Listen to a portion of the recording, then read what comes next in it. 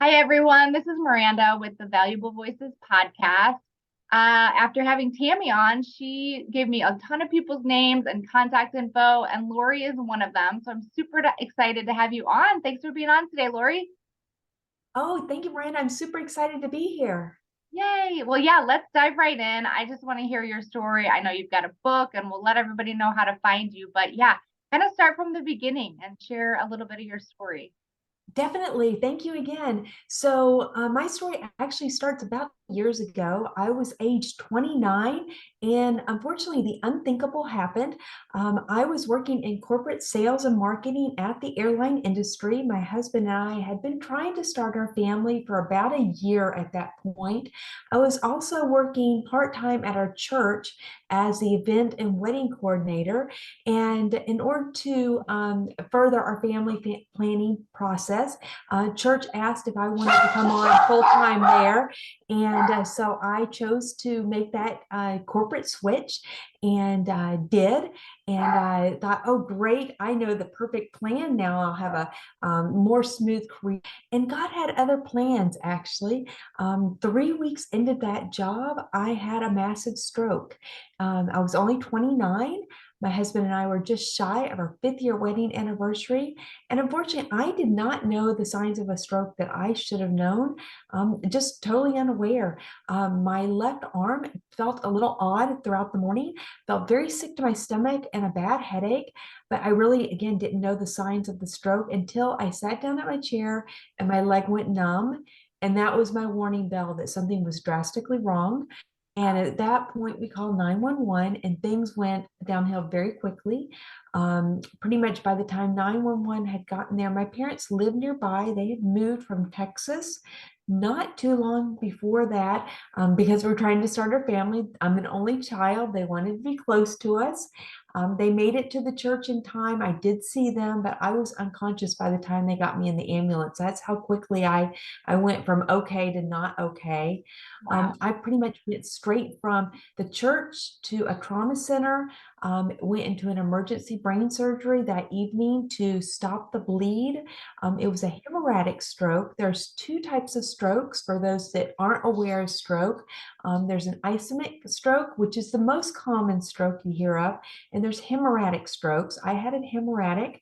Hemorrhagic only makes up about 15% of all strokes, and it was by a malformation of blood vessels on the right side of my brain, which I was born with a birth defect, and it just was never detected. And so it caused a massive bleed.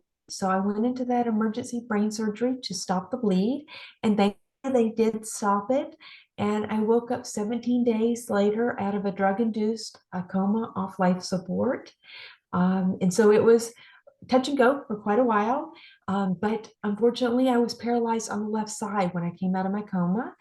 And so my husband and I really learned right then and there that in the blink of an eye, everything can change. And we went from, okay, let's start our family to, okay, let's get our life back together. So we spent the next 2 months in the hospital, second brain surgery to remove the malformation and learn to do everything over again. I had to learn to eat, drink, swallow, talk, sit up, balance, stand, eventually walk. Thankfully, I was at a great trauma center that had a pool, and I think I really learned to start my balance and my walking as soon as I did because of pool therapy. Um, a lot of people have to be transferred to a separate center. Luckily, my rehab center was right there associated with the hospital. So it was just on a different floor. So I feel very blessed because I had to have a separate surgery. It was just a matter of transferring throughout the hospital. Wow. So there were so many things God protected me from, helped me through. I had a really good therapy team. In fact, even today, I keep in touch with those first therapists that I Wow. had in the hospital. So How God many, was good. how many years ago did you say that was? It was 20 years ago, so Wow. it's been Okay. it's been 20 years, So you and can talk so I about it went. now, but like being in that moment, I can't even imagine. Yeah, 29, you're ready to start a family, and just in the blink of an eye, your life has totally changed. Wow. Yes. Yes. Fascinating. Okay, keep going. Go ahead. The thing that God really did protect me was emotionally. I like to exercise a lot prior, and I think He protected me now. Looking back, I think He really protected me because He gave me that mindset of perseverance prior to the stroke. I had a faith in Wow. Him. My faith has definitely increased since then, Yeah. but my positivity and my perseverance from before the stroke definitely has carried on, and my mindset of exercise really played in. And God used that because He kept saying, if you can just rehab and exercise, you're going to get better. Now, that was a fallacy because 20 years later, I'm still rehabbing, I'm still trying to get better. And it's a long, long journey. However, because I had that mindset, if I just keep working hard physically, I'm going to beat this. That Yeah. really protected me mentally and emotionally, I think. And Wow. so I'm just so thankful that I did have that mindset, as fallacy as that was. It did help me at the time. Unfortunately, I, I fell in the groove of many stroke patients do of after 6 months. People don't really know what to do in the medical field with you many times. So I went home to my parents' house with my husband. We had too many stairs at our house, and so they were my main caregivers.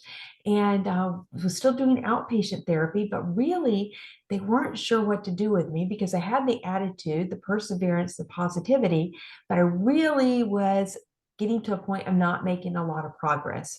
And they just didn't know what to do except to say, go home and be happy. And I was not at that point going to just go home and be happy. I was in a wheelchair for long distance. I had a cane and I had no movement at all on left arm and hand at that Wow. point. Unfortunately, my husband worked in the airline industry also, and that was right after September 11th. Wow. Aviation was not doing well. And so it was 2 months after my hospital discharge that he was laid off. Oh my. And so we were like, okay, here we go. But God was so good. He gave us a new job opportunity in Arizona. So Okay. that's where we live today. We live in Arizona. And I look back now, and that was a very difficult transition. We had to give up our first house. We gave up our first dog. We gave up our family, our friends, our comfort zone, my therapy team there. But same time, Arizona's been wonderful for my recovery, the heat. Good. And Good. I found a new therapy team here that has just been phenomenal. It's called Swan Rehab, and I was actually one of the first patients. It's a neuro Wow. rehab, and Dr. Kay Wing was the founder, and she really took me under her wing and said, absolutely, we're going to get you better, 100%, and going to stand behind you all the way. And she really had faith in me from the first day, and Wow. that's what I needed. I just needed someone to say, okay, we're going to do this together. Wow. And so from the time we arrived in Arizona, which at that point was summer of 2003, Okay. I started at Swan, and I really made it my full-time job, working night and day, 6 to 8 hours on physical therapy to just get my mobility and independence back. And if you saw me in person today, you would see I do still have a disability. I do have a limp, but my left arm and hand are an active assist to my right.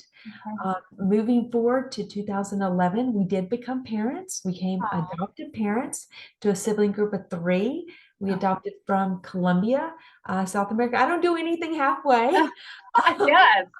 I'm an only I'm an only child. My husband's also an only child, and so we always thought that we wanted a bigger family, so we adopted three. Okay. Been a journey of blessings and challenges, and Yeah. definitely a big adventure, but kept us on our toes. And but God's been good with both that adventure and also continuing to keep me in therapy and giving me the independence that I've been able to take care of our family. I drive, I've worked, and so God's just been wonderful in my journey. I'm now an author, a speaker. My first book just came out a year ago. It's called Choices. When you're faced with a challenge, what choice will you make? And it's really about our life adventures of there are medical challenges, our life challenges, our parenting and our adoption challenges. And nothing's been easy. And Yeah. really that's the crux of my message is we're all faced with challenges in life, big and small. And many of those challenges that we all go through are unpredictable. But what we can react to are how we handle those circumstances, and that's what we can change. And I'm pretty much a walking testimony. I believe that even through our challenges, you can still have hope, you can have faith, you can have joy, and you can find new success in your normal. And so I just encourage everybody who is going through a challenge to not lose that hope and joy and faith. That just because things didn't turn out and the picture didn't turn out just like you thought it would, don't give up, because God has a wonderful, unique plan for you. Yeah, wow. Thank you so much for sharing that. What made you decide to write a book? What was that kind of turning point? I was a Bible study leader. Okay. Ministry at our church was really the kickstart for me to get me back into connection and fellowship. And during the pandemic, I took my group on Zoom, so I was more in the quiet of our house. And a lot of the other leaders that I had tapped into were coming out with their own new studies, new books, and really God's quiet voice said, "It's time to write your story." And I thought, I have a unique story, and why am I just sitting back doing nothing with it? And so I just started writing, and I really thought in the past I would write a book about my stroke, and it turned out completely different. And so Wow. not only is it my journey, if those of you who want to read my book, it's actually also encourages your journey because it has reflection questions at the end of each chapter. So I only not only wanted to explain my story, but I really wanted the reader to be able to reflect on their own journey Yeah. as they go along. So it's really a good book for a book club and Awesome. for your own personal reflection. Okay. I love the title because it really is a choice. Every day it's a choice. We all, like you said, we all have struggles, we all have pain. So has your faith always been, it sounds like he's been a rock to you. How has that kind of ebbed and flowed and come and gone since with I everything? definitely increased. Like I said, I was a Christian when I had my stroke, but I wasn't a Christian until my senior year of high school. Okay. Went to church growing up, but never really understood salvation and that relationship Yeah. until senior year of high school. Then Okay. went to college, and I have to say I had a great time in college. And then when I became an adult, that's when my faith really kick started. And Yeah. then it's just increased through then. And I just see his provision, his goodness, and again, just can't imagine this life without having God in it. And just Yeah. he's used um, so many aspects to increase my faith journey. And Yeah. I'm a huge proponent of connection and fellowship. So that's why Bible studies are very important to me. And I'm a leader in person and on Zoom for those that can't go in Oh, person, okay. because I just think connection and fellowship and Yeah. lack of is so important. And Now, where can we find you? Where do we find your book, your website, all that good stuff? definitely, you can go right to my website, which is www.lorivober.com. Okay. There you can find all the information on my book. You can find more about my story. I offer resources on adoption and stroke.